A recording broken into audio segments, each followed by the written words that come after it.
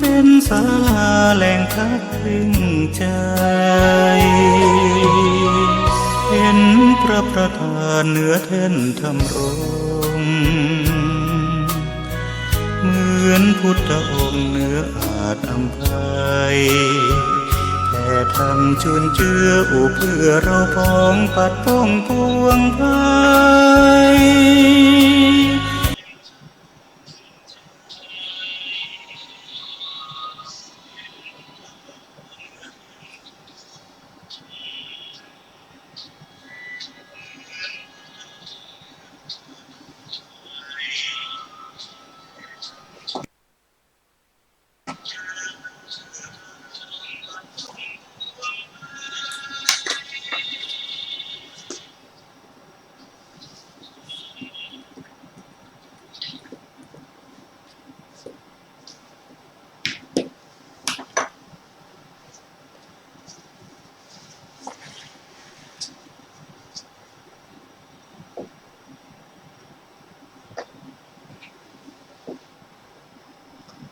สวัสดีครับท่านผู้ฟังที่เคารพครับ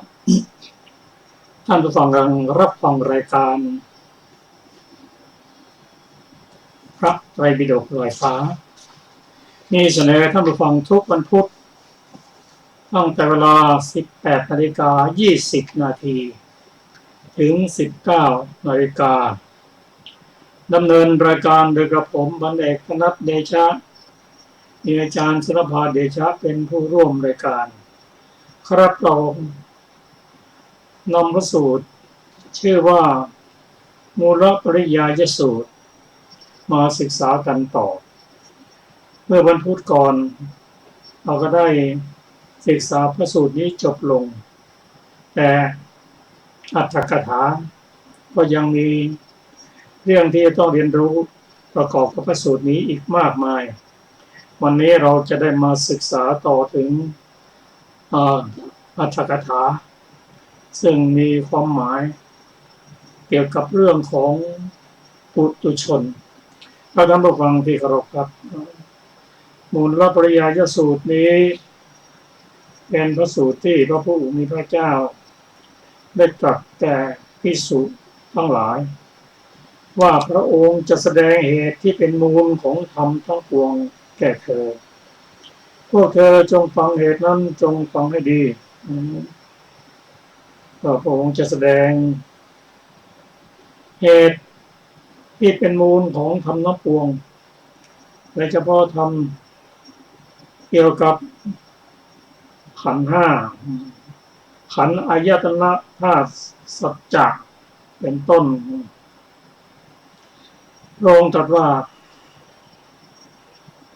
ปุถุชนทั้งหลายในโลกนี้ผู้ไม่ได้สดับธรรมะของพระองค์ไม่ได้เห็นพระอริยะไม่ฉลาดในธรรมของพระอริยะทางไม่ได้รับแนะนำในธรรมของพระอริยะด้วยไม่เห็นสัตบุรุษไม่ฉลาดในธรรมของสัตบุรุษและไม่ได้รับคำแนะนำในสัพพุริสธรรมถ้าเป็นอย่างนั้นแล้วก็มีความเห็นเกี่ยวกับเรื่องใหญ่ๆตรงกันข้ามกับพระยะบุคคลเช่นพระองค์ตรัสว่าไม่เที่ยง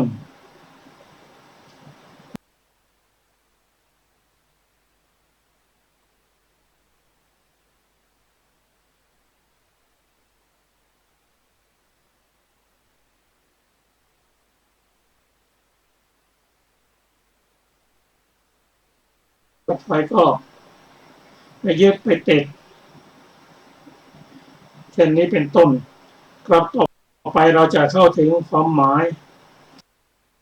ของปุถุชนขอเชิญอาจารย์สุรภาครับสวัสดีค่ะท่านผู้ฟังทุกท่านความหมายของปุถุชนก็ในบทว่าอสุตวาปุถุชโนนี้พึงทราบวินิจฉัยดังนี้ปุถุชนชื่อว่ายยะเพราะไม่มีอาคมชื่อว่าอสุตวาเพราะไม่มีอธิคมอธิบายว่า ปุถุชนใดชื่อว่าไม่มีอาคมที่ขจัดความไม่รู้เพราะไม่รู้เหตุที่เว้นจากการเรียนการสอบถามและการวินิจฉัยในขันธ์ธาตุอายตนะสัจจะปัจจัยการและสติปัฏฐานเป็นต้นชื่อว่าไม่มีอธิคมเพราะไม่ได้บรรลุธรรมที่จะพึงบรรลุด้วยการปฏิบัติปุถุชนนั้นจึงชื่อว่าไยยะเพราะไม่มีอาคมชื่อว่าอสุตวาเพราะไม่มีอธิคมชนนี้นั้นชื่อว่าปุถุชนเพราะเหตุทั้งหลายมีการยังกิเลสหนาให้เกิดเป็นต้น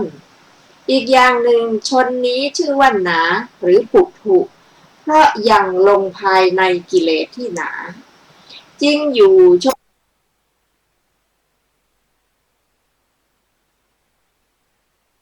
นนั้นซึ่งว่าปุถุชนเพราะเหตุทั้งหลายมีอาทิคือยังกิเลสเป็นต้นที่หนามีประการต่างๆให้เกิดสมดังพระธรรมสังคาหกาจารย์กล่าวไว้ว่าชนทั้งหลายชื่อว่าปุถุชนเพราะอัดว่ายังกิเลสหนาให้เกิดชื่อว่าปุถุชนเพราะอัดว่าถูกสักกายทิฏฐิเบียดเบียนมากชื่อว่าปุถุชนเพราะอัดว่าต้องคอยมองดูศาสดาบ่อยๆชื่อว่าปุถุชนเพราะอัดว่ายังไม่หลุดพ้นไปจากคติทั้งปวงที่หนาแน่น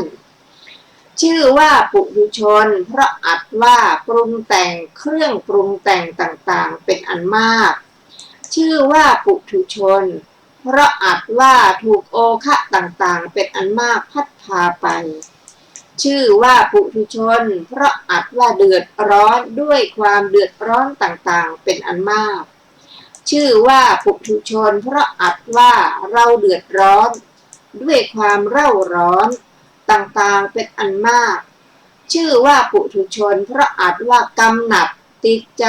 สยบลุ่มหลงติดขัดข้องผัวพันในกามคุณห้าเป็นอันมากชื่อว่าปุถุชนเพราะอัดว่าถูกนิวรณ์500รัดไว้ปกคลุมปิดบังครอบงำไว้เป็นอันมากอีกอย่างหนึ่งชื่อว่าปุถุชนเพราะอยู่ในหมู่ชนผู้มีธรรมจริยาต่ำผู้หันหลังให้กับอริยธรรมจำนวนมากคือนับไม่ถ้วนซึ่งหันหลังให้อริยธรรมอีกอย่างหนึ่งชื่อว่าปุถุชนเพราะอัดว่าชนนี้ถึงการนับว่าแยกอยู่ต่างหากคือไม่เกี่ยวข้องกับพระอริยเจ้าทั้งหลายผู้ประกอบด้วยคุณมีศีลและสุตะเป็นต้นด้วย2 บทว่าอสุตวาปุถุชโนนี้ดังกล่าวมานี้ในบรรดาปุถุชน2 จำพวกที่พระพุทธเจ้าผู้เป็นเผ่าพันธุ์พระอาทิตย์ได้ตรัสไว้คืออันทะปุถุชนพวกหนึ่งกัลยาณปุถุชนพวกหนึ่งพึงทราบว่าท่านกล่าวหมายถึงอันทะปุถุชนศัพท์ต่อไปคืออริยะและสัพปรุษคำว่าอริยะเป็นคำในคำเป็นต้นว่าอริยานังอทักษาวีท่านกล่าวหมายเอาพระพุทธเจ้าพระปัจเจกพุทธเจ้าและพระพุทธสาวกเพราะเป็นผู้ไกลจากกิเลสไม่ดำเนินไปในทางเสื่อมดำเนินไปในทางเจริญและอันชาวโลกพร้อมทั้งเทวโลกพึงดำเนินตามอีกอย่างหนึ่งพระอริยะในที่นี้ก็คือพระพุทธเจ้านั่นเองสมดังที่พระพุทธองค์ตรัสไว้ว่าดูก่อนภิกษุทั้งหลายพระตถาคตท่านเรียกว่าอริยะในโลกพร้อมทั้งเทวโลกและโลกอื่นๆอันหนึ่งพระปัจเจกพุทธเจ้าและพระสาวกของพระตถาคตเจ้าพึงทราบว่าสัตบุรุษในคำว่าสัพปุริสานี้จริงอยู่พระปัจเจกกับพุทธเจ้าเป็นต้นเหล่านั้นชื่อว่าโสภณบุรุษ เพราะประกอบด้วยคุณอันเป็นโลกุตระเพราะเหตุนั้นจึงชื่อว่าสัตบุรุษอีกอย่างหนึ่งสัตบุรุษเหล่านั้นทั้งหมดเทียวท่านกล่าวแยกออกเป็นสองพวกจริงอยู่พระพุทธเจ้าทั้งหลายก็ดีพระปัจเจกพระพุทธเจ้าและพุทธสาวกก็ดีเป็นทั้งพระอริยะและสัตบุรุษสมดังท่านกล่าวไว้ว่าบุคคลใดแลเป็นนักปราชญ์ผู้กตัญญูกตเวทีเป็นกัลยาณมิตรมีความภักดีมั่นกระทำการช่วยเหลือผู้ตกทุกข์ได้ยากโดยความเต็มใจบัณฑิตทั้งหลายกล่าวผู้เช่นนั้นว่าสัตบุรุษดังนี้จริงอยู่ด้วยคำมีประมาณเท่านี้ว่ากัลยาณมิตโตทันหะพัตติจะโหติดังนี้ท่านกล่าวหมายเอาพระพุทธสาวก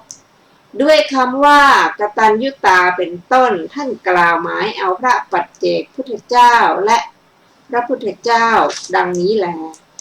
บัดนี้ท่านผู้ใดมีปกติไม่เห็นพระอริยะเหล่านั้นและไม่ยินดีในการเห็นผู้นั้นถึงทราบว่ามีปกติไม่เห็นพระอริยเจ้าทั้งหลายดังนี้และการเห็นนั้นแยกออกเป็นสองคือไม่เห็นด้วยตาหนึ่งไม่เห็นด้วยญาณหนึ่งในสองอย่างนั้นการไม่เห็นด้วยญาณท่านประสงค์เอาในที่นี้จริงอยู่พระอริยะทั้งหลายถึงบุคคลจะเห็นด้วยมังสจักษุหรือทิพยจักษุก็ยังไม่ชื่อว่าได้เห็นเพราะจักษุเหล่านั้นรับเอาเพียงอุปาทายรูป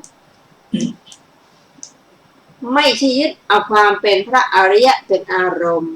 อันหนึ่งแม้สุนัขบ้านสุนัขจิ้งจอกเป็นต้นย่อมเห็นพระอริยะทั้งหลายด้วยจักษุแต่ว่าสุนัขบ้านเป็นต้นเหล่านั้นจะชื่อว่าได้เห็นพระอริยะทั้งหลายหาไม่ได้ในข้อนี้มีเรื่องนี้เป็นอุทาหรณ์อยู่กับพระอริยะแต่ไม่รู้จักพระอริยะดังได้สดับมาอุปัฏฐาของพระเถระผู้ขีณาสพผู้อยู่ในจิตตลดาบรรพตบวชเมื่อแก่อยู่มาวันหนึ่งเที่ยวไปบิณฑบาตกับพระเถระรับเอาบาตรจีวรของพระเถระเดินตามหลังมาถามพระเถระว่าข้าแต่ผู้ท่านผู้เจริญบุคคลเช่นไรชื่อว่าพระอริยะพระเถระตอบว่าบุคคลบางคนในโลกนี้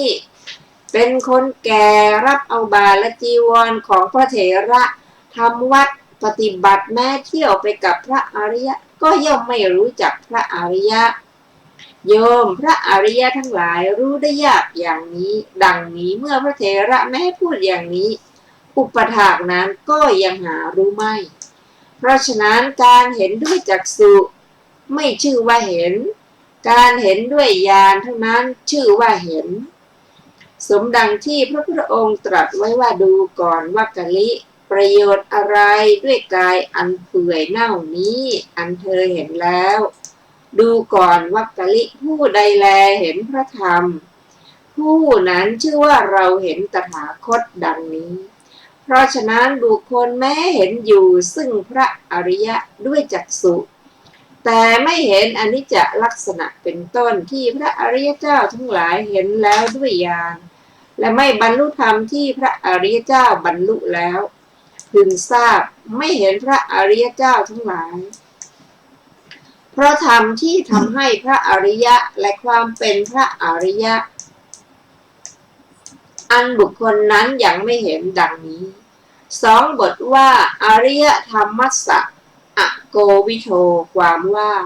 ไม่ฉลาดในอริยธรรมอันแยกออกเป็นสติปัฏฐานเป็นต้นก็ชื่อว่าวินัยมีสองอย่างแต่ละอย่าง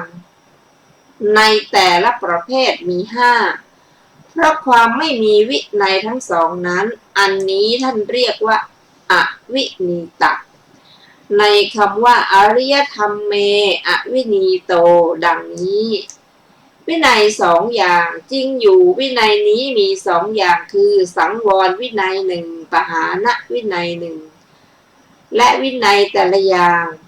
ในวินัยแม้ทั้งสองนี้แยกออกเป็น5จริงอยู่แม้สังวรวินัยมี5คือศีลสังวรสติสังวรญาณสังวรขันติสังวรและวิริยะสังวรแม้ปหานสังวรก็มี5อย่างเหมือนกันคือตพังคปหารปิขัมพนะปหารสมุจเฉทปหารปฏิปัสสัทธิปหารและนินละสรณปหารสังวรวินัยทั้ง5นั้นนิสรณะขออภัยนิสรณะปหารสังวรวินัยทั้ง5นั้นสังวรที่ตรัสไว้ว่าภิกษุเข้าถึงด้วยปาติโมกข์สังวรนี้เรียกว่าศีลสังวรสังวรที่ตรัสไว้ว่าภิกษุย่อมรักษาจักขุนสีคือถึงการสำรวมในจักขุนสีนี้เรียกว่าสติสังวรสังวรที่ตรัสไว้ว่าพระผู้มีพระภาคเจ้าตรัสว่าดูก่อนอชิตตะกระแสหรือตัณหาเหล่าใดในโลกมีอยู่สติย่อมเป็นเครื่องห้ามกระแสเหล่านั้นเราตถาคตกล่าวว่าสติเป็นเครื่องระวังกระแสทั้งหลายกระแสเหล่านั้นอันบุคคลย่อมละด้วยปัญญานี้เรียกว่าญาณสังวร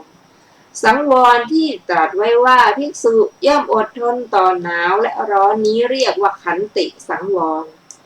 สังวรที่ตรัสไว้ว่าภิกษุย่อมหยุดกามวิตกที่เกิดขึ้นแล้ว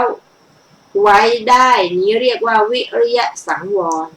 อันหนึ่งสังวรแม้ทั้งหมดท่านเรียกว่าสังวรเพราะเป็นเครื่องระวังกายทุจริตและวจีทุจริตเป็นต้นที่ตนต้องระวังตามหน้าที่ของตนและเรียกว่าวินัยเพราะเป็นเครื่องขจัดกายทุจริตและวจีทุจริตเป็นต้นที่ตนต้องขจัดตามหน้าที่ของตนสังวรวินัยพึงทราบว่าแยกออกเป็น5ดังอธิบายมานี้ก่อนปหาน5อันหนึ่งการละองค์นั้นๆย่อมมีด้วยวิปัสสนาญาณนั้นๆเพราะเป็นปฏิปักษ์ในวิปัสสนาญาณมีนามรูปปริเฉทญาณเป็นต้นดุจการกำจัดความมืดย่อมมีได้เพราะแสงสว่างแห่งประทีปฉะนั้นคือละสักกายทิฏฐิด้วยการกำหนดนามรูปละทิฏฐิที่ไม่มีเหตุและมีเหตุไม่เสมอกันด้วยการกำหนดปัจจัยละความสงสัยด้วยการข้ามความสงสัยอันเป็นส่วนภายหลังการแห่งการกำหนดปัจจัยนั้นนั่นเองละความยึดถือว่าเราของเราด้วยการพิจารณากาลาปะหรือกลุ่มกองละสัญญาในธรรมที่ไม่เป็นมรรคว่าเป็นมรรคด้วยการกำหนดมรรคและอมรรคละอุเฉททิฏฐิด้วยการเห็นความเกิดขึ้นละสัสสตทิฏฐิด้วยการพิจารณาเห็นความเสื่อมละความสำคัญว่าไม่น่ากลัวในสิ่งที่น่ากลัวด้วยการพิจารณาเห็นภัยและความสำคัญว่าชอบใจหรือยินดีด้วยการพิจารณาเห็นโทษละอภิรติสัญญาหรือความสำคัญว่าน่ายินดียิ่งด้วยนิพพิทานุปัสสนาและความเป็นผู้ไม่อยากจะหลุดพ้นด้วยญาณคือความเป็นผู้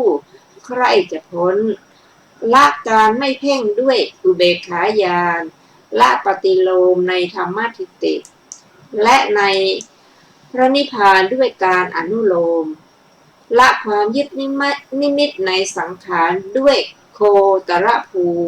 อันนี้ชื่อว่าตทังคะปหานะอันหนึ่งการละนิวรณธรรมเป็นต้นนั้นๆด้วยสมาธิแยกออกเป็นอุปจารสมาธิเพราะห้ามความเป็นไปแห่งนิวรณ์ดูดการแหวกสาหร่ายบนผิวน้ำด้วยใช้หม้อแหวกฉะนั้นอันนี้ชื่อว่าวิคัมพนะปหานะส่วนการละกองกิเลสในสันดานของตนอันนับเนื่องในสมุทัยที่พระผู้มีพระภาคเจ้าตรัสไว้โดยนัยยะเป็นต้นว่า เพื่อละทิฏฐิทั้งหลายโดยที่กองกิเลสนั้นกลับเป็นไปไม่ได้อีกอย่างเด็ดขาดแห่งพระโยคาวจรผู้ชื่อว่ามีมรรคนั้นเพราะเหตุที่เจริญอริยมรรคสี่ได้แล้วอันนี้ชื่อว่าสมุจเฉทปหานะอันหนึ่งข้อที่กิเลสทั้งหลายสงบระงับไปในขณะแห่งผลอันนี้ชื่อว่าปฏิปัสสธิปหานะพระนิพพานที่ชื่อว่าละเครื่องปรุงแต่งทั้งปวงได้เพราะสลัดเครื่องปรุงแต่งทั้งปวงแล้วอันนี้ชื่อว่านิสรณปหานะอันหนึ่งเพราะเหตุที่การละทั้งหมดนั้นชื่อว่าปหานะโดยอัดว่าสละชื่อว่าวินัยโดยอัดว่ากำจัดฉะนั้นท่านจึงเรียกว่าปหานวินัยอีกอย่างหนึ่งเพราะการละกิเลสนั้นด้วยเพราะทำให้เกิดมีการกำจัดกิเลสนั้นๆด้วยการละทั้งหมดนั้นท่านเรียกว่าปหานวินัยแม้ปหานวินัยพึงทราบว่าแยกออกเป็น5ประการด้วยประการชนี้วินัยนี้โดยย่อมี2และโดยแยกมี10ดังพรรณนามาชนี้เพราะเหตุที่ปุถุชนผู้มิได้สดับนั้นไม่มีวินัยทั้ง2อย่างนั้นฉะนั้นปุถุชนนี้พระผู้มีพระภาคเจ้าจึงตรัสเรียกว่าอวินีตะหรือผู้ไม่มีวินัยเพราะขาดสังวรและเพราะยังละปหาตัพพธรรมไม่ได้ในข้อว่าสัพปุริสานางอทัสสาวีหรือไม่เห็นสัตบุรุษสัพปุริสธรรมัสสะอโกวิโทไม่ฉลาดในธรรมของสัพบุรุษสัพปุริสธรรมเมอวินีโตไม่ถูกแนะนำในธรรมของสัพบุรุษนี้ก็นัยนี้เหมือนกันก็ข้อนี้โดยความหมายไม่แตกต่างกันเลยสมดังที่ท่านกล่าวไว้ว่าพระอริยะก็คือสัพบุรุษสัพบุรุษก็คือพระอริยะธรรมของพระอริยะก็คือธรรมของสัพบุรุษธรรมของสัพบุรุษก็คือธรรมของพระอริยะวินัยของพระอริยะก็คือวินัยของสัพบุรุษวินัยของสัพบุรุษก็คือวินัยของพระอริยะสัพว่าอริเยหรือสัพปุจจริเสก็ดีอริยธรรมเมหรือสัพปุริสธรรมเมก็ดีอริยวินเยหรือสัพปุริสวินเยก็ดีทั้งหมดนั้นเป็นอันเดียวกันมีเนื้อความอย่างเดียวกันเสมอกันมีค่าเท่ากันกำเนิดเดียวกันทั้งนั้นถามว่าก็เพราะเหตุไรพระผู้มีพระภาคเจ้าจึงตรัสว่าดูก่อนภิกษุทั้งหลายเราตถาคตจักแสดงสัพพะธรรมมูลปริยายสูตรแก่พวกเธอแต่ไม่ทรงแสดงสูตรนั้นกลับทรงชี้แสดงถึงปุถุชนอย่างนี้ว่าดูก่อนภิกษุทั้งหลายปุถุชนในโลกนี้ไม่ได้สดับไม่เห็นพระอริยทั้งหลายดังนี้ตอบว่าเพื่อจะทำให้แจ้งซึ่งเนื้อความนั้นโดยธรรมเทศนาอันเป็นบุคลาธิฐานดังนี้ เทศนาสี่จริงอยู่การเทศนาของพระผู้มีพระภาคเจ้าอันดับแรกมี4ประการด้วยอำนาจธรรมและบุคคลนั่นแลคือธรรมเทศนาที่ยกพระธรรมเป็นที่ตั้งธรรมาธิฐานแล้วก็บุคคลเทศนาที่ยกพระธรรมเป็นที่ตั้งธรรมาธิฐานบุคคลเทศนาที่ยกบุคคลเป็นที่ตั้งหรือบุคลาธิฐานและพระธรรมเทศนายกบุคคลเป็นที่ตั้งบุคลาธิฐานบรรดาเทศนา4ประการนั้นเทศนาแบบนี้ว่าดูก่อนภิกษุทั้งหลายเวทนา3เหล่านี้เวทนา3อะไรบ้างคือสุขเวทนาทุกขเวทนาและอทุกขมสุขเวทนาดูก่อนภิกษุทั้งหลายเวทนาทั้ง3เหล่านี้แล พึงทราบว่าชื่อว่าธรรมเทศนาที่เป็นธรรมาธิฐาน เทศนาแบบนี้ว่าดูก่อนภิกษุทั้งหลายบุรุษนี้มีธาตุหกมีผัสสะยตนะหกมีมโนปวิจาร18มีอธิฐานธรรม4พึงทราบว่าชื่อว่าบุคคลเทศนาที่เป็นธรรมาธิฐาน เทศนาแบบนี้ว่าดูก่อนภิกษุทั้งหลายสัพพุรุษ3พวกเหล่านี้มีอยู่ในโลก3จำพวกเราได้บ้างคือบอดมีจักษุข้างเดียวและจักษุ2ข้างภิกษุทั้งหลายก็บุคคลบอดเป็นไฉนพึงทราบว่าชื่อว่าบุคคลบุคลาเทศนาที่เป็นบุคลาธิฐาน เทศนาแบบนี้ว่าดูก่อนภิกษุทั้งหลายก็ภายในทุกติเป็นไฉนดูก่อนภิกษุทั้งหลายบุคคลบางคนในโลกนี้พิจารณาเห็นว่ากายทุจริตแลมีวิบากอันลามกอภิสัมปรายภพย่อมบริหารตนอันสะอาดดูก่อนภิกษุทั้งหลายนี้เรียกว่าภายในทุกติพึงทราบว่าชื่อว่าธรรมเทศนาที่เป็นบุคลาธิฐานพึงทราบอธิบายว่าในที่นี้พระผู้มีพระภาคเจ้านี้นั้นเมื่อจะทรงแสดงปุถุชนขยายเนื้อความแห่งเทศนาที่เป็นบุคลาธิฐานให้ชัดจึงทรงแสดงชี้ถึงปุถุชนอย่างนี้ว่าดูก่อนภิกษุทั้งหลายปุถุชนในโลกนี้ไม่ได้สดับไม่ได้เห็นพระอริยเจ้าทั้งหลายเพราะเหตุที่ปุถุชนไม่ได้กำหนดรู้ขันธ์และความสำคัญที่เป็นมูลรากของธรรมทั้งปวงที่ทรงประสงค์เอาในที่นี้ก็มีความไม่กำหนดรู้เป็นมูลรากพระผู้มีพระภาคเจ้าครั้นทรงแสดงปุถุชนอย่างนี้แล้วบัดนี้เมื่อจะทรงแสดงความสำคัญในวัตถุทั้งหลายมีปฐวีหรือแผ่นดินเป็นต้นอันให้เกิดธรรมที่นับเนื่องในสักกายทิฏฐิทั้งหมดของปุถุชนนั้นจึงตรัสคำเป็นต้นว่าปฐวิงปฐวิโตดังนี้ปฐวี4อย่างในคำว่าปฐวิงปฐวิโตนั้นพึงทราบวินิจฉัยดังนี้ปฐวีมี4อย่างคือลักขณะปฐวี1สัมภาระปฐวี1อารมณปฐวี1และสัมมสติปฐวี1ในปฐวี4อย่างนั้นปฐวีธาตุที่ท่านกล่าวไว้ในประโยคเป็นต้นดูก่อนผู้มีอายุก็ปฐวีธาตุภายในเป็นไฉนได้แก่สิ่งที่เข้มแข็งนี่เป็นลักษณะเฉพาะตนอยู่ในตัวมันเองชื่อว่าลักขณะปฐวี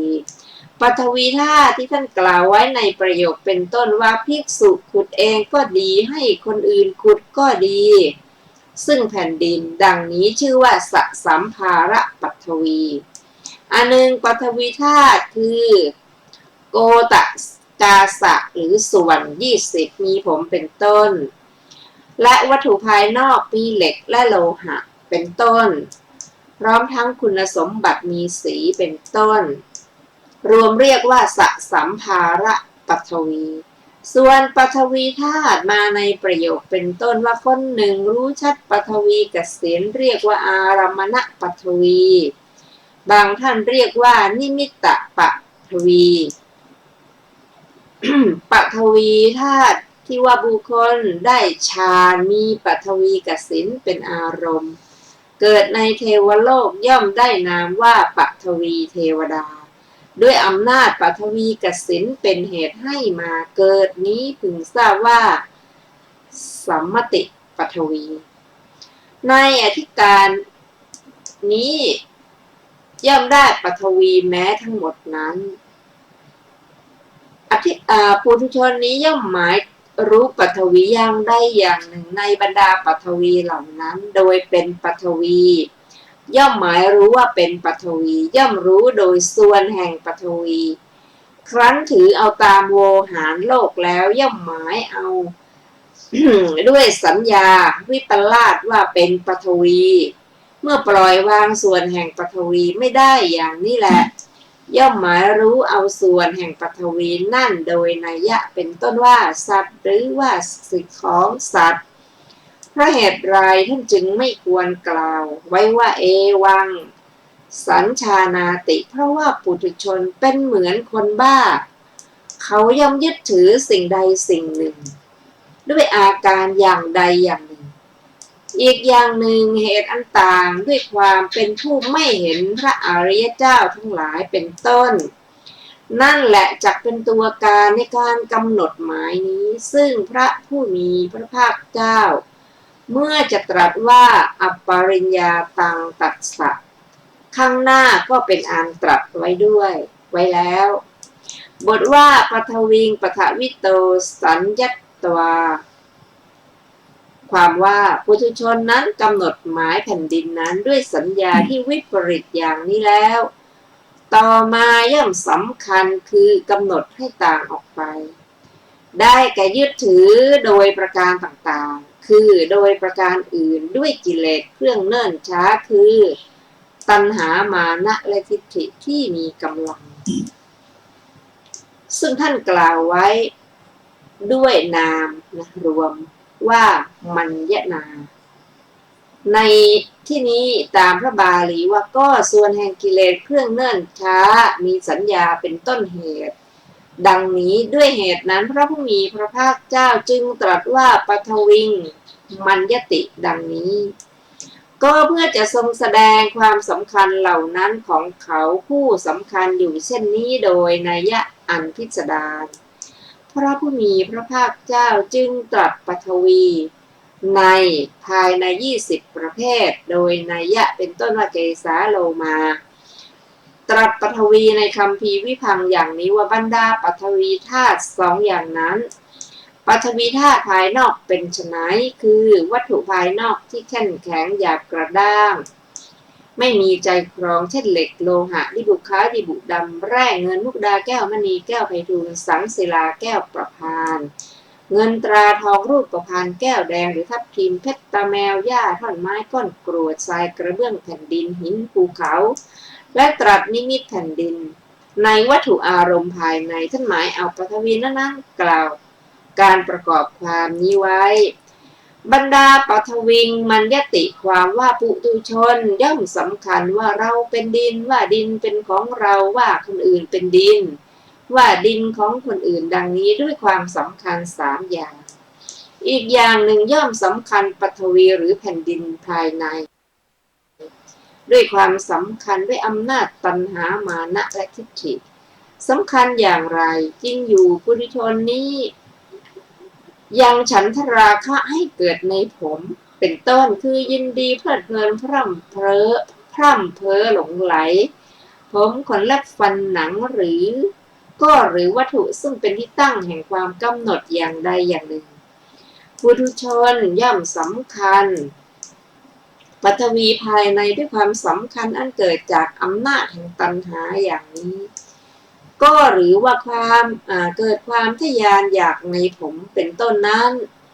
โดยนัยยะเป็นต้นว่าผมของเราพึงเป็นเช่นนี้ตลอดไปขอขนของเราพึงเป็นเช่นนี้ตลอดไปก็หรือว่าตั้งจิตไว้เพื่อจะได้สิ่งที่ตนยังไม่ได้โดยนัยยะเป็นต้นด้วยศีลหรือพรหมจรรย์อันนี้เราจักมีผมดำสนิทอ่อนนุ่มดังนี้ปุถุชนย่อมสำคัญปฐวีหรือแผ่นดินภายในด้วยความสำคัญด้วยอำนาจตัณหาแม้ดังอธิบายมานี้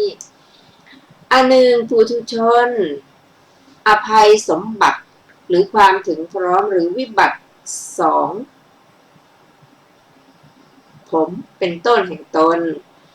แล้วยังมานะให้เกิดขึ้นว่าเราดีกว่าเราเสมอกันหรือว่าเราเลวกว่าดังกล่าวมานี้ชื่อว่าสำคัญปฐวีหรือแผ่นดินภายในด้วยความสำคัญอันเกิดมาจากอำนาจมานะอันหนึ่งย่อมยึดมั่นผมว่าเป็นชีวะโดยนัยยะที่มาแล้วว่าชีวะก็อันนั้นสรีระก่อนนั้นดังนี้แม้ในขนเป็นต้นก้อนนัยยะนี้ปุถุชนย่อมสำคัญปฐวีหรือแผ่นดินภายในด้วยความสำคัญอันเกิดมาจากอำนาจทิฏฐิดังกล่าวมาอีกอย่างหนึ่งปุถุชนย่อมยึดมั่นซึ่งปฐวีอันต่างด้วยผมเป็นต้น ก็โดยนัยยะอันเป็นค่าศึกต่อพฤติกรรมนี้ว่าดูก่อนอาวุโสก็ปฐวีภายในปฐวีธาตุภายในอันใดแลและปฐวีภายนอกอันใดก็ปฐวีธาตุทั้งสองนั้นก็ชื่อว่าปฐวีธาตุเหมือนกันอันนี้นั่นไม่ใช่ของเราว่าของเราเราเป็นนั่นนั่นเป็นอัตตาของเราชื่อว่าย่อมสำคัญปฐวีภายในด้วยความสำคัญอันเกิดมาจากอำนาจทิฏฐิแม้อย่างนี้ปุถุชนย่อมสำคัญปฐวีภายในด้วยความสำคัญสามอย่างดังพันนามานี้ก่อนพึงทราบว่าย่อมสำคัญปฐวีภายนอกเหมือนอย่างปฐวีภายในอย่างไรจริงอยู่ปุถุชนนี้ยังฉันทราคะให้เกิดขึ้นในเหล็กและโลหะเป็นต้นเพลิดเพลินพร่ำเพ้อหลงไหลเหล็กและโลหะเป็นต้นย่อมหวงแหนรักษาคุ้มครองเหล็กเป็นต้นไว้โดยนัยยะเป็นต้นว่าเหล็กของเราโลหะของเราชื่อว่าย่อมสำคัญปฐวีภายนอกด้วยความสำคัญด้วยอำนาจตัณหาด้วยประการชนี้ก็หรือว่าปุถุชนย่อมทะยานอยากในปฐวีภายนอกนี้ว่าเพราะเหล็กและโลหะเป็นต้นของเราพึงมีอยู่อย่างนี้ตลอดไปหรือตั้งจิตไว้เพื่อจะได้สิ่งที่ยังไม่ได้ว่าด้วยศีลหรือพรหมจรรย์นี้เราจะเป็นผู้มีอุปกรณ์มีเหล็กมีและโลหะเป็นต้นที่ถึงพร้อมแล้วอย่างนี้ปุถุชนชื่อว่าย่อมสำคัญปฐวีภายนอกด้วยความสำคัญอันเกิดมาจากอำนาจตัณหาแม้ด้วยประการชนี้อันหนึ่งปุถุชนอาศัยสมบัติหรือวิบัติแห่งเหล็กและโลหะเหล่านั้นของตนแล้วเกิดมานะขึ้นว่าด้วยอุปกรณ์นี้เราจึงดีกว่าเขาเสมอเขาหรือเลวกว่าเขาปุถุชนชื่อว่าย่อมสำคัญปฐวีภายนอกด้วยสำคัญอันเกิดมาจากอำนาจมานะอย่างนี้ก็ปุถุชนเป็นผู้มีความสำคัญในเหล็กว่าชีวะย่อมยึดมั่นว่านี่เป็นชีวะในโลหะเป็นต้นก็มีนัยนี้ปุถุชนชื่อว่าย่อมสำคัญปฐวีภายนอกด้วยความสำคัญอันเกิดมาจากอำนาจทิฏฐิด้วยประการชนี้อีกประการหนึ่งบุคคลบางคนในโลกนี้ย่อมพิจารณาเห็นปฐวีกสิณโดยเป็นอัตตาคือว่าย่อมยึดมั่นนิมิตปฐวีว่าอัตตาโดยนัยยะที่ท่านกล่าวไว้ในคัมภีร์ปฏิสัมภิธานนั่นแหละว่าปุถุชนย่อมพิจารณาเห็นเนื้อความทั้งสองคือปฐวีกสิณและองคาพยพว่าปฐวีกสิณอันใดเราก็อันนั้นเราอันใดปฐวีกสิณก่อนนั้นดังนี้ชื่อว่าย่อมสำคัญปฐวีภายนอกด้วยความสำคัญอันเกิดมาจากอำนาจทิฏฐิด้วยประการชนี้เรายังไม่จบนะคะเรื่องปฐวีซึ่งจะได้ศึกษาในครั้งต่อไปสำหรับวันนี้เวลาของรายการพระไตรปิฎกลอยฟ้าก็หมดแล้วนะขอลาท่านไปก่อนพบกันใหม่ในวันพุธหน้าค่ะสวัสดีค่ะ